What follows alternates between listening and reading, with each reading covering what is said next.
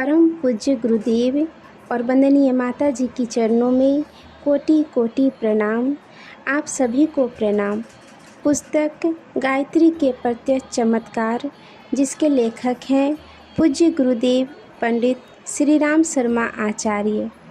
आज हम सभी इसमें सुनेंगे गायत्री उपासना से मूर्तिमान चमत्कार महात्मा आनंदी स्वामी जी के बारे में। सुप्रसिद्ध महात्मा आनंद स्वामी अपने युग के महान गायत्री उपासकों में से एक थे। आर्य समाज के उच्च पदों पर वे आसीन रहे हैं और सफल पत्रकार माने गए हैं। 12 वर्ष की आयु तक वे देश विदेश में गायत्री का प्रचार करते रहे हैं। उनकी अपनी साधना भी ऐसी थी जो उनके मन, वचन और कार्यों में समान रूप से उतरी थी। उक्त महात्मा आनंद स्वामी ने गायत्री मंत्र, आनंद गायत्री कथा आदि अनेक महत्वपूर्ण आध्यात्मिक पुस्तकें लिखी हैं। उनमें से आनंद गायत्री कथा में अपने निजी जीवन के बारे में प्रकट हुई गायत्री साधना के चमत्कारों का वर्णन है। यह आप बीती सुनने और ध्यान देने योग्य है। उन्हीं के शब्दों में यह अनुभव इस प्रकार है। बचपन की बात है, मैं 6ठी या 7वीं कक्षा में पढ़ता था और बहुत ही बुद्धू था। कुछ नहीं आता था। इस कमजोरी के कारण अध्यापक गण मुझे घंटी आरंभ होते ही बेंच पर खड़ा कर देते थे तथा यह क्रम लगभग प्रत्येक विषय के घंटे में चलता रहता था। स्कूल से घर आने पर पिताजी मारते थे तथा कहते थे कि तू सर्वथा अयोग्य है, किसी काम का नहीं है। मैं रो रो कर कहता, पिताजी मैं बहुत ध्यानपूर्वक पढ़ता हूँ, किंतु क्या करूँ, जो पढ़ता हूँ वह याद नहीं रहता। वे कहते, तू पढ़ता ही नहीं है, तू सर्वथा निकम्मा है, मूर्ख है। इस दैनिक अपमान एवं नित्य के पीटे जाने से इतना दुखी हुआ कि इस छोटी सी आयु में आत्महत्या की बात सोचने लगा। जीने की कोई इच्छा नहीं रही। सोचा, इस दुख और अपमान से भरे जीवन से तो मर जाना ही अच्छा है। एक दिन 12 बजे स्कूल से छुट्टी हुई तो मैं सीधा उस बरसाती नाले पर गया जो हमारे गांव के पास बहता था। वर्षा के दिन थे। नदी बाढ़ के पानी से भरी हुई थी तथा पानी तीव्र गति से बह रहा था। मैंने पुल पर खड़े होकर छलांग लगा दी।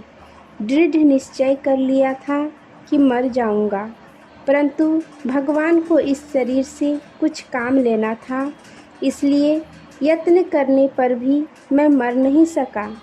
गोते खाता हुआ मूर्छा की अवस्था में कोई 2 मील नीचे इस्लामगढ़ के पास जा लगा।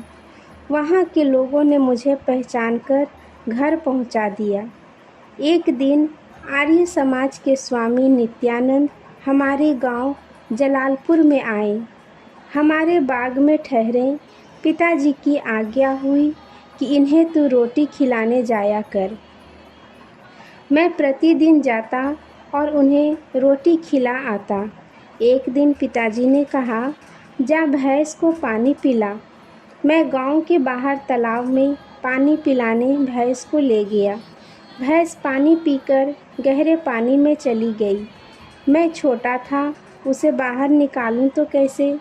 बहुत चिल्लाया, ढेले मारे तो भैंस तालाब के दूसरे किनारे पर जा निकली तथा बाहर निकलकर जमींदार के खेत में घुस गई। जितनी देर में मैं दूसरी ओर पहुंचता, उतनी देर में उसने खेत में लगी फसल का कितना ही भाग नष्ट कर दिया। इधर से मैं भागा हुआ गया, उधर से जमींदार आ गया। मुझे पकड़कर इतना मारा कि हड्डियां दुखने लगी। उस दिन स्कूल में भी मार पड़ी थी। घर आया तो पिताजी ने क्रोध से कहा कि इतनी देर लगाकर आया है और तब उन्होंने भी पीटा।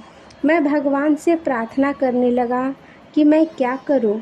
तभी पिताजी ने कहा, जा बाग में स्वामी जी को रोटी दे आ। मैं रोटी लेकर स्वामी जी के पास पहुंचा, उन्हें खाने को कहा और एक ओर निराश एवं उदास सा खड़ा रहा। महात्मा जी मेरी ओर देखते रहे। भोजन कर चुके तो बोले, खुशहाल चंद्र, क्या बात है, तू आज उदास क्यों है? सहानुभूति की बातें सुनकर मेरी आंखों में आंसू आ गए। फूट फूट कर रो उठा। स्वामी जी ने प्यार से मुझे अपनी गोद में बिठा लिया और बोले, तुझे क्या हुआ है, क्यों इतना दुखी है?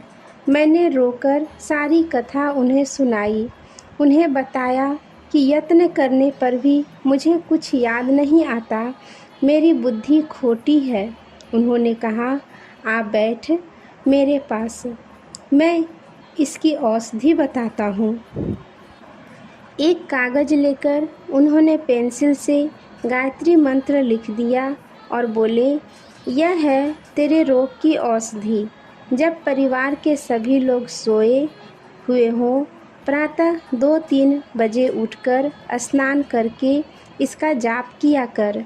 तब उन्होंने गायत्री मंत्र के अर्थ भी बताए और जो अर्थ उन्होंने बताए वह आज भी मुझे भूले नहीं हैं। तभी से मैं प्रातः उठने लगा। जप के लिए बैठने पर नींद आती थी। मेरी चोटी लंबी थी। मैंने छत में रस्सी बांध दी और उसका दूसरा सिरा अपनी चोटी में बांध लेता था, जिससे झपकी आते ही नींद खुल जाती थी। इस प्रकार 5-6 माह तक जप करते हो गए तो मैंने इसका प्रभाव देखना प्रारंभ किया। पहले परीक्षा होती थी तो मेरे सभी प्रश्न अशुद्ध हुआ करते थे। अब मैं पास होने लगा। अध्यापकों ने कहा कि तूने अवश्य किसी की नकल की है, तेरी सफलता की आशा न थी। मैंने कहा, नकल नहीं की, मैंने केवल गायत्री मंत्र का जप किया है।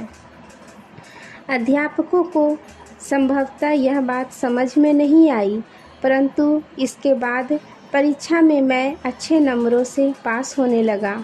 इन्हीं दिनों मैंने एक कविता भी लिखी, जिस पर हमारे गुरु अध्यापक ने 1 पौंड पारितोषिक में मुझे दिया। मैंने घर पिताजी को कविता एवं पारितोषिक दिखाया। उन्होंने मुझे 1 पौंड और इनाम दिया। इसके कुछ ही महीने बाद एक और घटना हुई। आर्य समाज जलालपुर जट्टा का वार्षिक उत्सव था। महात्मा हंसराज जी का एक व्याख्यान इस उत्सव में आया हुआ। मैंने महात्मा जी के व्याख्यान की रिपोर्टर तैयार करके उन्हें दिखाई।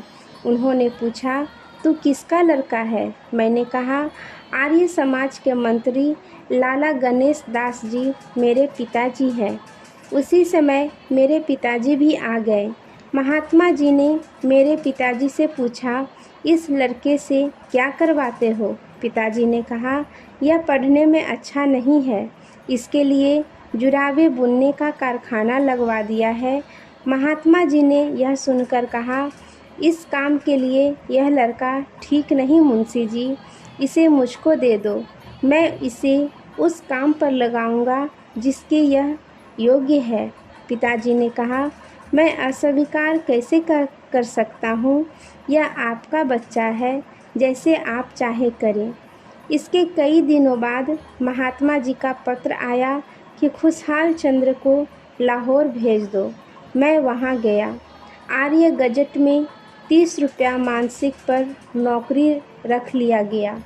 आर्य गजट में कार्य करते हुए इसका संपादन भी बना।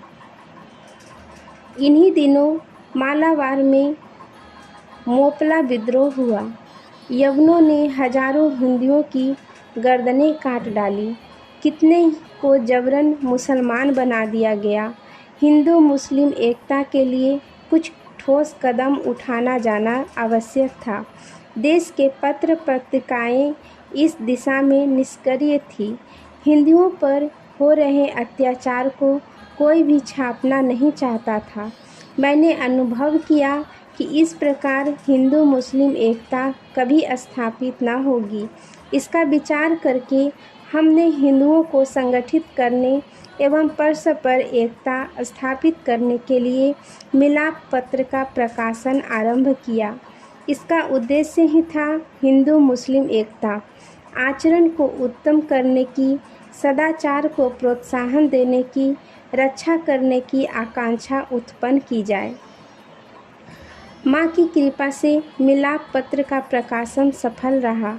आरंभ में तो 1 लाख रुपए का घाटा हुआ, किंतु इतने भर भी चलता रहा। भगवान की कृपा होने लगी। मोटर गाड़ियाँ, मकान, गाय भैंस सभी कुछ हो गया। बेटे बेटियाँ, लाखों की संपत्ति सब कुछ मिला, क्योंकि गायत्री माँ ने कहा कि मैं सब कुछ देती हूँ, धन दौलत बल कीर्ति सब कुछ। माँ की कृपा से सब कुछ मिला। इन्हीं दिनों लाहौर के अंदर यूनिवर्सिटी हॉल में पंजाब के गवर्नर पर गोली चली। 4 युवक पकड़े गए। इन पर गवर्नर की हत्या करने की साजिश का अभियोग चला। मेरा पुत्र रणवीर भी इन्हीं में से एक था। सेशन जज ने फांसी की आज्ञा दी। तभी एक और दुर्घटना हुई। मैं जोगेंद्र नगर आर्य समाज के उत्सव पर आया था। एक पत्थर से पांव फिसल गया। मैं पहाड़ से नीचे जा गिरा। रीढ़ की हड्डी टूट गई। घायल होकर लाहौर अस्पताल में पहुंचा। सारा शरीर प्लास्टर में जकड़ दिया गया। लोग रणवीर को फांसी की सज़ा होने के कारण मेरे पास सहानुभूति प्रदर्शन के लिए आने लगे। सीढ़ियों पर चढ़ते समय वे रोना सा मुख बना लेते, आँखों में आंसू ले आते, किंतु वे जब हमारे पास आते तो मैं उन्हें हंसता हुआ मिलता। वे मुझे मुस्कुराते हुए देखते तो अचंभे से कहते, तेरी छाती में हृदय है या पत्थर? बेटे को फांसी की सज़ा हुई है, स्वयं तख्त पर पड़ा है, फिर भी हंसता है। तो इस पर मैं विश्वास के साथ कहता, सुनिए, यदि मेरे कल्याण इस बात में है कि मेरा बच्चा मेरे साथ न रहे तो वह कभी नहीं रहेगा, और यदि कल्याण इसमें है कि मेरा बच्चा बच जाए तो संसार की कोई भी शक्ति इसको मुझसे छीन नहीं सकेगी। लोग रणवीर के लिए रोते थे, किंतु मैं तो नहीं रोया। एक दिन स्वामी सत्यदेव जी, जो महाराजा जम्मू कश्मीर के गुरु थे, मिलने आए। मेरी तरफ देखकर बोले कि इतनी विपत्ति में भी तू इस प्रकार प्रसन्न रह सकता है, इस प्रकार हंस सकता है, तो तेरे बेटे को कौन छीन सकता है? और उनकी बात सत्य निकली। रणवीर का बाल बाका नहीं हुआ तथा अभियोग से बरी कर दिया गया। गायत्री माँ केवल लोक ही नहीं देती, परलोक भी देती है। लोक परलोक दोनों का सुधार करती है। आत्मा को पवित्र करने वाली यह माता आयु, प्राण, प्रजा, पशु, कीर्ति, धन, संपत्ति और ब्रह्म वर्चस्व को देकर ब्रह्मलोक को ले जाती है। इसलिए कीर्ति, धन, संपत्ति, संतान, बेटे बेटियां, मोटरे संबंधी आदि सब कुछ देने के बाद इस प्यारी गायत्री माँ ने कहा, मार सबको लात, मेरे साथ आ, मैं ब्रह्मलोक को ले चलूँगी। सबको छोड़कर मैं गेरुए वस्त्र पहनकर माँ के दिखाए हुए मार्ग पर चल पड़ा। 8 वर्ष की आयु से लेकर अब तक एक दिन मुझे ऐसा याद नहीं कि जब मैंने गायत्री माँ की गोद में बैठकर अमृत न पिया हो।